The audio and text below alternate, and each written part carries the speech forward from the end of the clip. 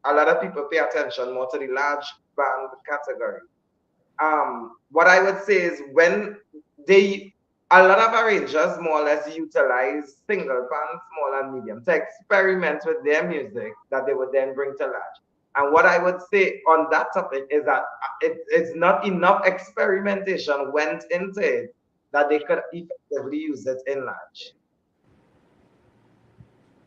Right.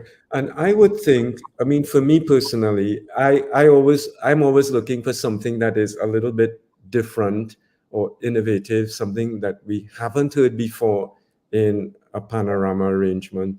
So, do you think that arrangers are afraid to move too far outside of the box because they are not sure how the judges might receive it?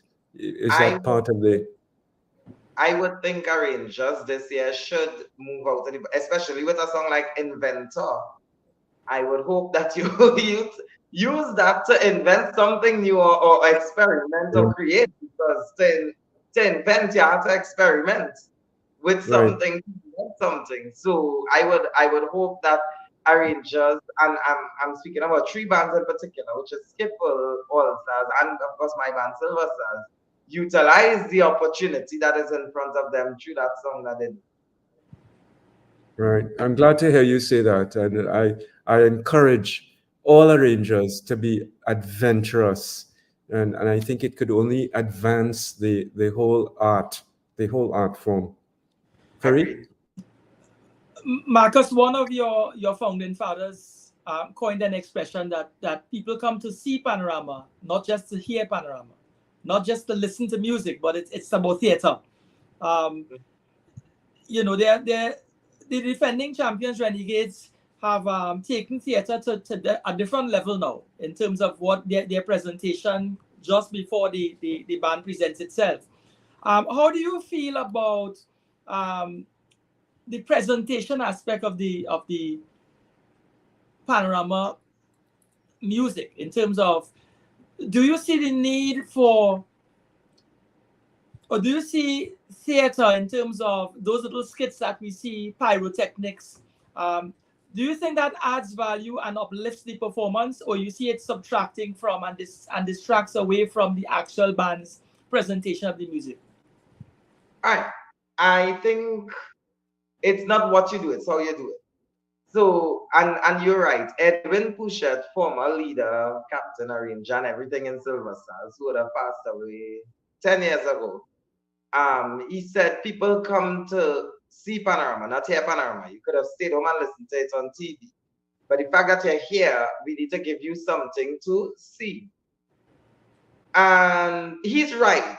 This method of how panorama is done today, I will always say Silver Stars were the trendsetters at that time, and we won with it.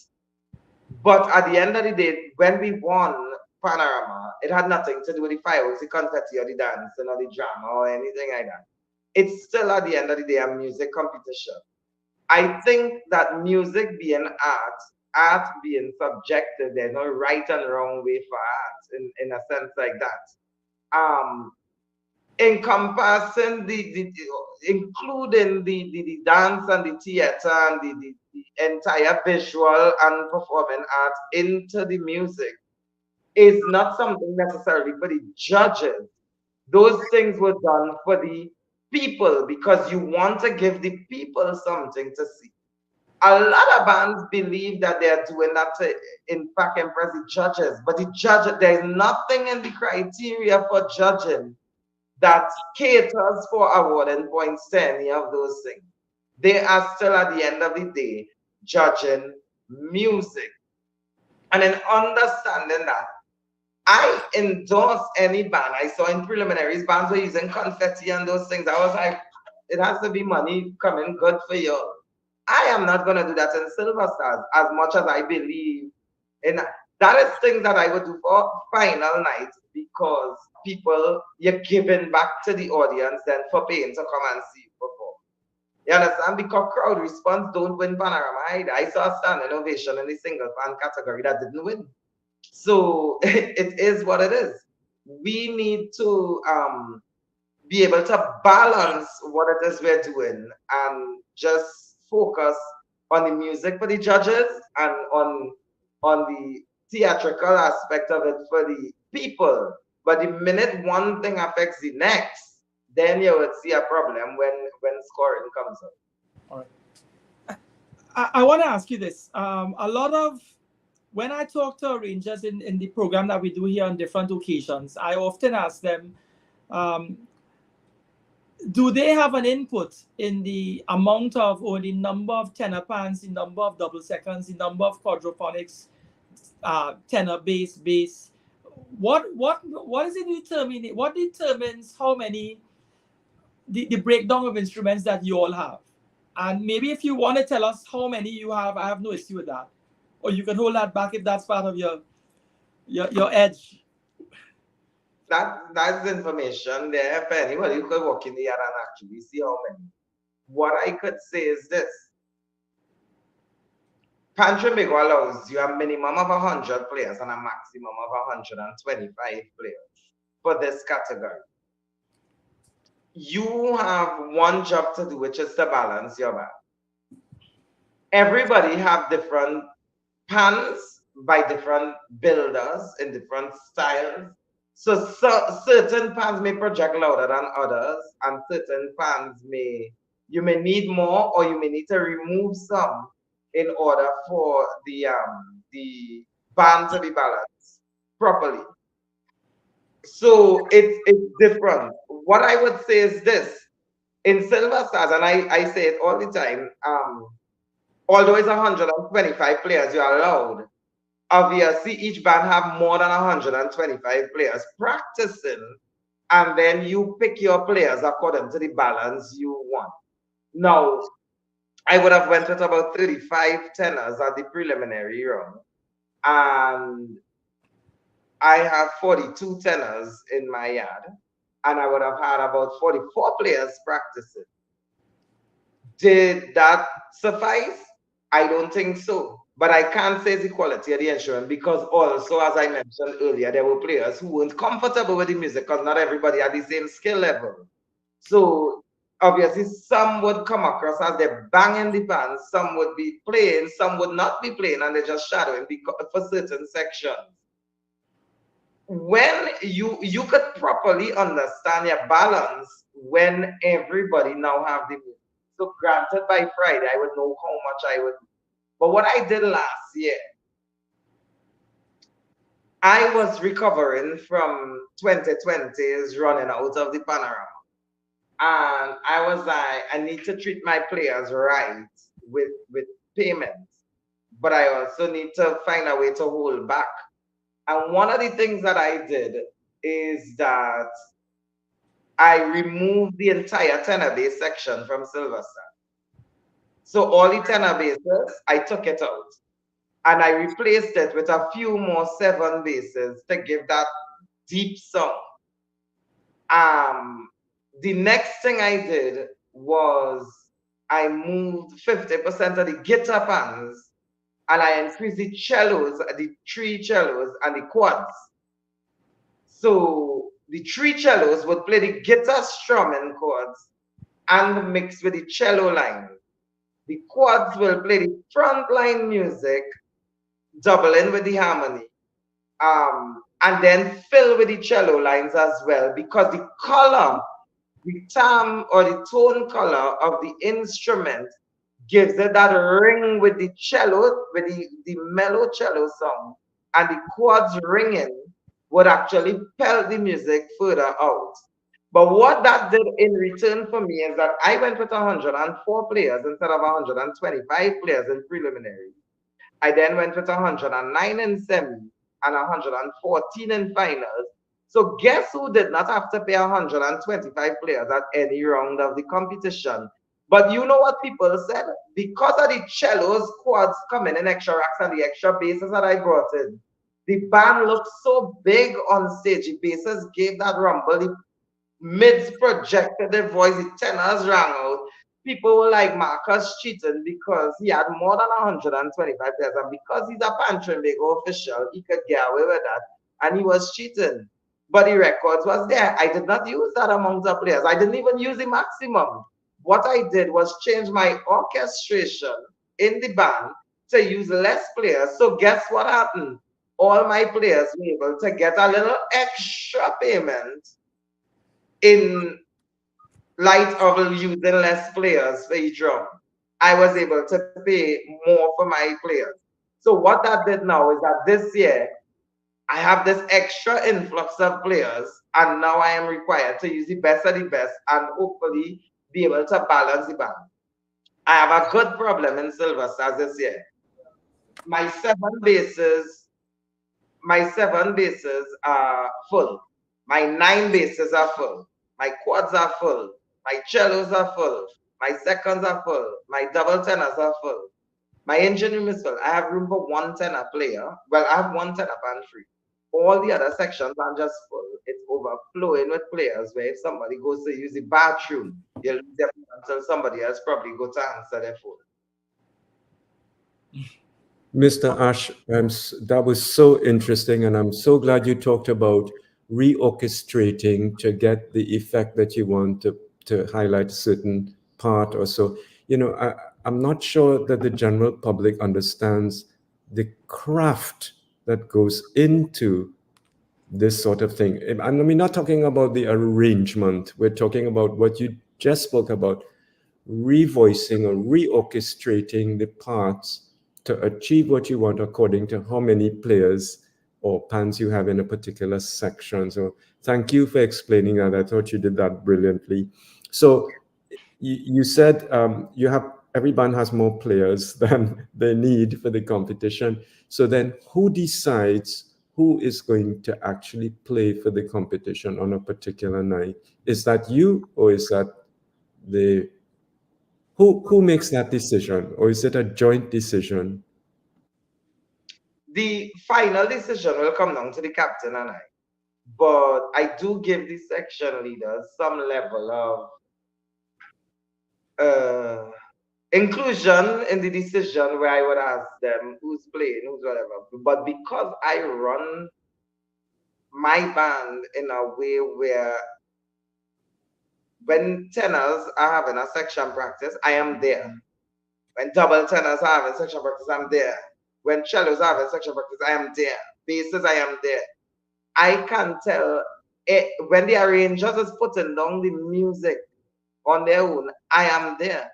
And I use the opportunity to stand up in the back on that big stage Silver Stars after the back of the yard. And I stand up right and I watch everybody to know who's playing and who's playing the fool. Not the fool I was trying to say, if you understand what I mean. But I will see who's playing and I know.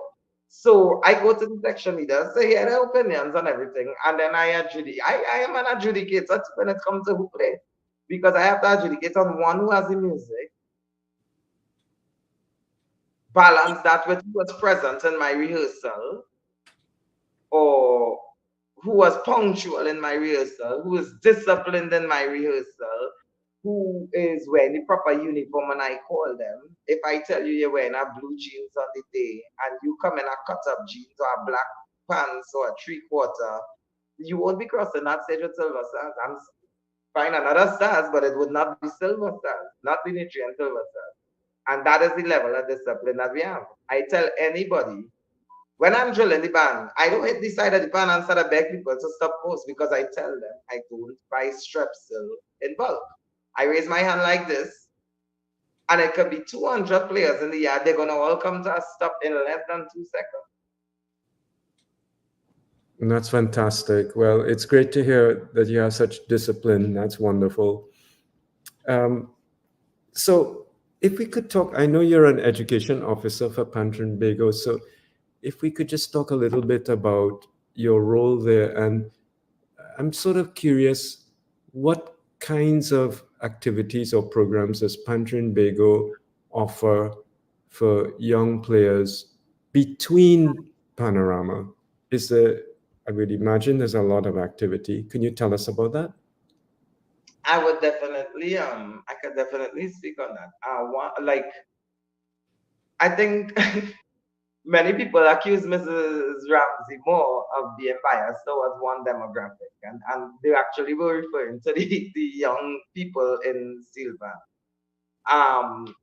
One of the things Pan Trimbago has done is really created an enabling environment for young persons to really become who you are on the instrument.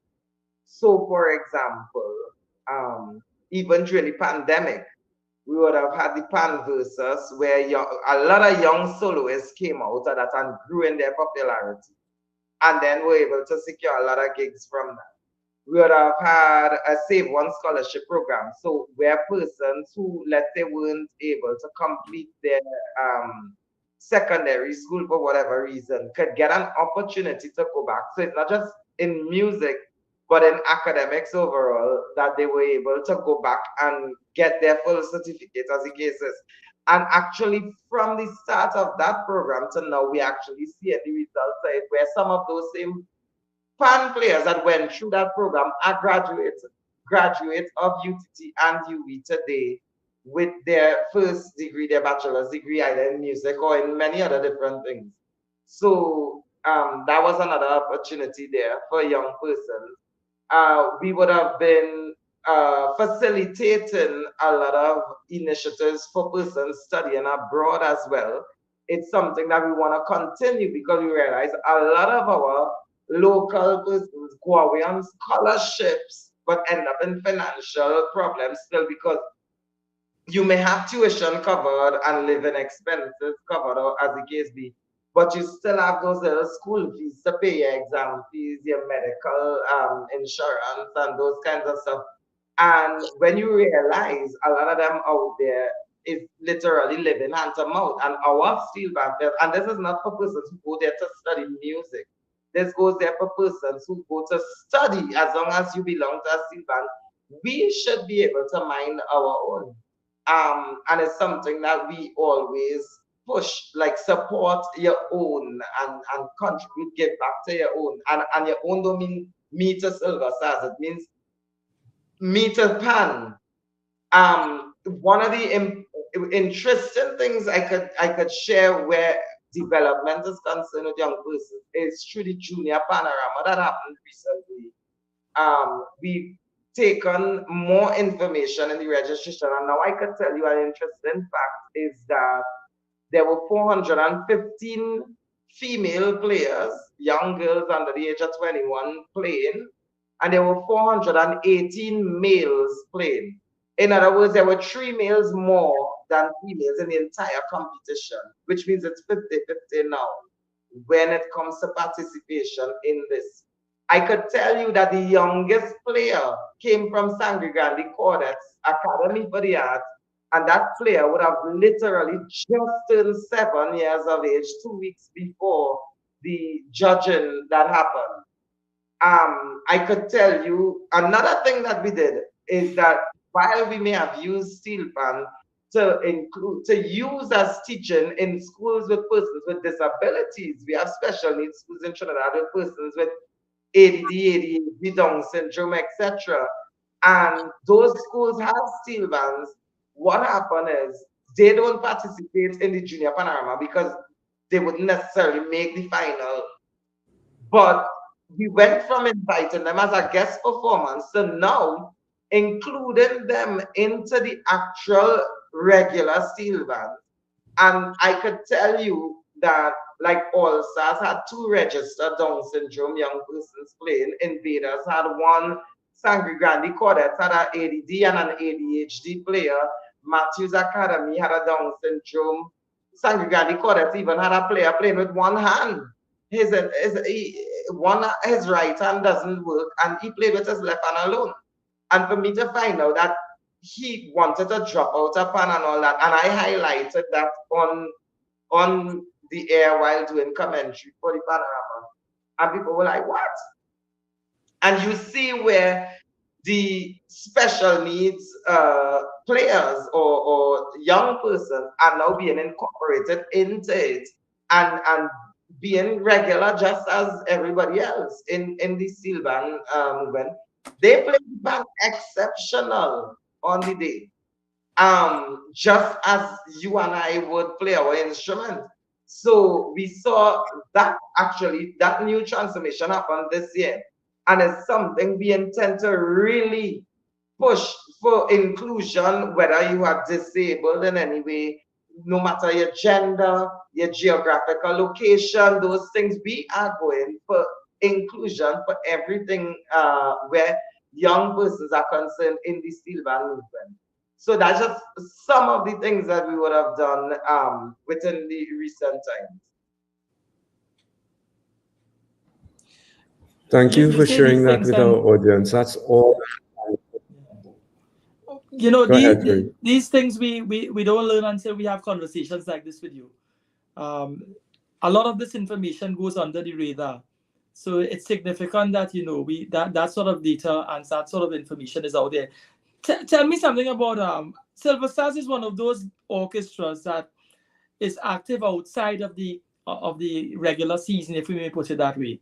Um, and that's reflected in your repertoire of music and even the events that you all host. So it's a very active steel band. I was there at the yard in relation to the Christmas parang function that you all had and so on. Yeah. I would imagine that you all through these events and this activity maintain a certain level of camaraderie and build togetherness at the band. What do you think steel bands in general need to do in order to foster good relations and harmony within their organization, meaning other bands? Because do you all, let me ask it in a different way, do you all mentor a medium band or a small band in terms of adopt them, not necessarily as your own, but adopt and share ideas with them and tell them, listen, this is what we do, this is something you should consider. This is how we've been in the large band category for some years. We've had a fair amount of success. Do you all encourage that? And does Silver Stars share their ideas musically and otherwise in terms of managing the band and managing the other bands, showing them how to do things? We share more than just ideas.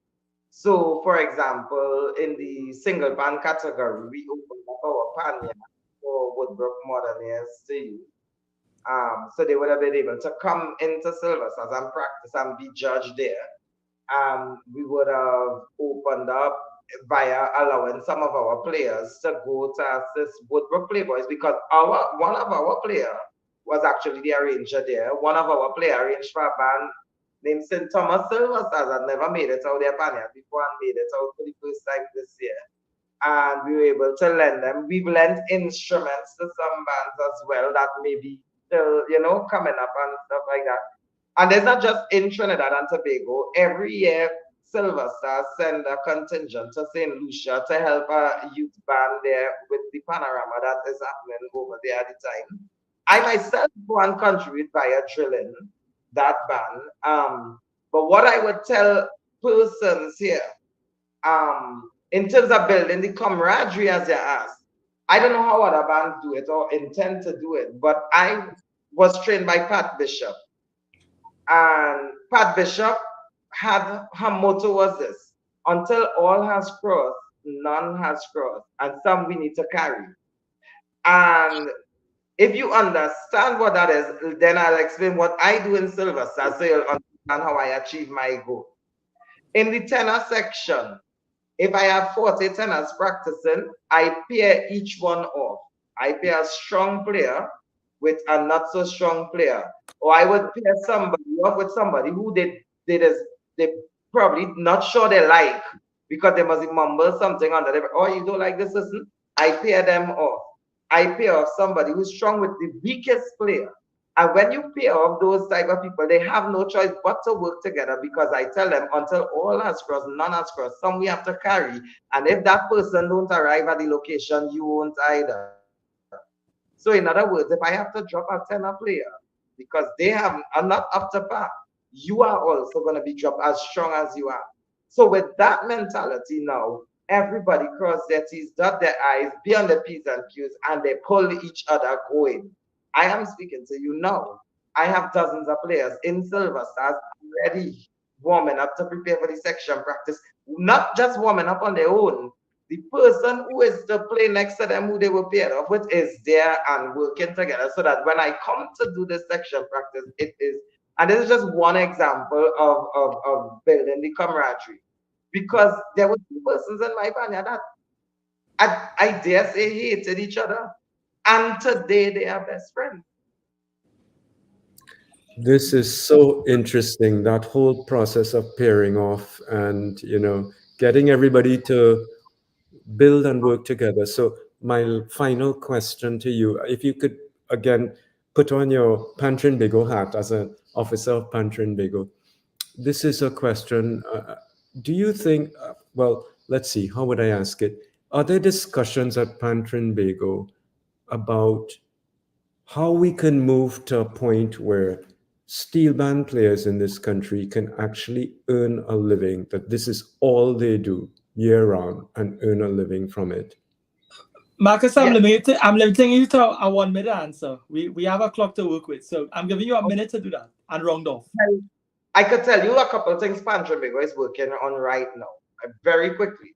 One, they are in consultation with the Ministry of Trade and Industry with regard to building a steel band industry for the purpose of manufacturing and exporting steel band related products, and the human capital, which I'll get to very shortly. Two, we have the Ministry of Community Development, Culture, and Ministry of Tourism, Culture, and the Arts is working with Pantrinbago with a steering committee to have a GI designation for steel band and steel band related products. That made in Trinidad, that you see on, well, made in the US, made in Taiwan, made in China. You're going to see made in Trinidad and Tobago on all steel band related products through this process of what is going on. And one thing Pantrinbago did through our external relation was reach out to a number, of stakeholders with regards to improvement of their steel band product, whether it's the Panorama or whatever steel band festival they have. And we are going to be, and have been, and going to continue and increase in supplying not just what we have, but our human capital to go out there and train persons in arranging, in tuning, in improvising, in those things, and in guest performing, while we also go out there to manage panoramas and the tabulation and the adjudication and those things. They are looking to Pantrinbago now for answers, and we are ready to provide it. I leave it there for now, and we could always talk at a later time. Thanks so much for making yourself available. Best wishes to Silver Stars, and we're back to our regular news. Thank you so much again. Best wishes again, Marcus. All the best.